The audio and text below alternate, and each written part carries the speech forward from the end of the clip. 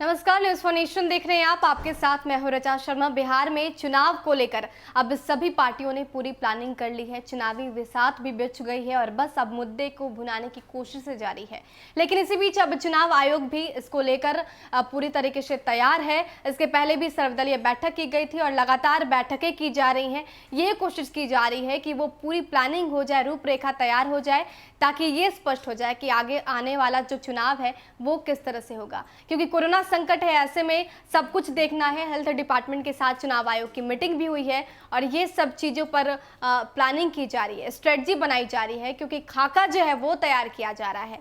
Corona काल में किस तरह से चुनाव होगा, इसकी तैयारियां की जा रही है। और इसी बीच एक बड़ी खबर सामने आ रही है। दरअसल चुनाव आयोग ने अब ये भी प्लानिंग कर ली है कि ऐसे सभी ऑफिसर्स जो 3 साल पूरा कर चुके हैं उनका ट्रांसफर हो जाएगा। ये इसलिए क्योंकि चुनाव को निष्पक्ष और स्वतंत्र बनाने के लिए यह बेहद ही जरूरी है। ऐसे में चुनाव आयोग ने यह निर्देश दे दिया है कि सभी ऑफिसर जो 3 साल एक जगह या फिर अपने होम टाउन या फिर किसी पर्टिकुलर जगह पर जिन्होंने 3 साल की अवधि जो है वो कंप्लीट कर ली है, उनका ट्रांसफर हो जाएगा। ऐसा क्यों, ये हम आपको बताते हैं। इस दायरे में IG, DIG, DM, SSP, SP, commandant, ASP, ADM, SDM, deputy collector, joint collector, tehsildar, inspector, sub inspector और सार्जेंट मेजर स्तर के अधिकारी भी शामिल होंगे। आयोग ने मुख्य सचिव और मुख्य निर्वाचन पदाधिकारी को जारी पत्र में कहा है कि ऐसे अफसर जिनके खिलाफ चुनाव आयोग ने पिछले चुनाव में अनुशासनात्मक कार्रवाई की अनुशंसा की है या उनके खिलाफ कोई पेनल्टी लगाई गई है, उनकी ड्यूटी नहीं लगेगी। वैसे अफसरों को भी चुनाव कार्य से दूर रखा जाएगा जिन पर पिछले चुनाव में गड़बड़ी का आरोप है। जिन अफसरों के रिटायरमेंट में 6 माह शेष रह गए हैं उन्हें इससे बाहर रखा जाएगा। इसके अलावा वैसे अफसर जो कंप्यूटराइजेशन या फिर स्पेशल ब्रांच और ट्रेनिंग में तैनात हैं उन पर ट्रांसफर पोस्टिंग का ये आदेश लागू नहीं होगा। एक जिले में 3 साल तक की अवधि पूरी करने वाले अफसरों को दूसरे जिले में तैनात किया जाएगा। आयोग ने यह भी कहा है कि वैसे अफसर जिन्हें पिछले लोकसभा चुनाव में आयोग की अनुशंसा पर तैनात किया गया हो उन्हें इस पॉलिसी से अलग रखा जाएगा।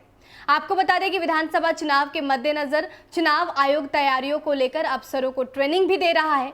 अफसरों को चुनाव के दौरान अपनाई जाने वाली प्रक्रियाओं की बारीकियां भी बताया जा रहा है। इसी कड़ी में बुधवार को स्क्रूटनी और नामांकन की प्रक्रियाओं की जानकारी भी दी गई।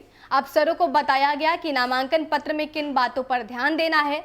इसके बाद स्क्रूटनी के दौरान जांच का आधार क्या होगा। इस प्रशिक्षण में निर्वाचन विभाग के जुड़े राज्य भर के मुख्यालय स्तर के अफसरों को शामिल किया गया है। ट्रेनिंग वीडियो कॉन्फ्रेंसिंग से की जा रही है। 8 जुलाई तक चलने वाले इस प्रशिक्षण कार्यक्रम में कई और पहलुओं पर भी जानकारी दी जाएगी। तो चुनाव आयोग लगातार कई दिनों से अपने अधिकारियों को निर्देशित भी कर रहा है। इसके साथ ही उन सभी विषयों पर भी चर्चा हो रही है कि किस तरह से चुनाव कराए जाएंगे। इसके साथ प्रशिक्षण भी दिया जा रहा है। सभी अधिकारियों को ट्रेनिंग भी दी जा रही है कि चुनाव को ऑपरेट कैसे करने हैं, ईवीएम मशीन ऑपरेट कैसे होगा और जिसकी जहां पर पोस्टिंग करनी है उस पर भी चर्चाएं हो रही है। तो कुल मिलाकर देखा जाए चुनाव आयोग पूरी तरीके से अलर्ट में हो गया है। और क्योंकि चुनाव होने हैं, कोरोना संकट भी, ऐसे में चुनाव को निष्पक्ष और स्वतंत्र तरीके से कैसे कराया जाए, खतरे से बचते हुए कैसे कराया जाए, इन सभी विषयों पर चर्चा की जा रही है। देखना दिलचस्प होगा कि चुनाव आयोग का अंतिम फैसला क्या होता है, बिहार में होने वाले चुनाव की रूपरेखा क्या होती है। देश और दुनिया की तमाम अपडेट्स के लिए हमारे साथ बने रहिए और देखते रहिए न्यूज़ फॉर नेशन। नमस्कार।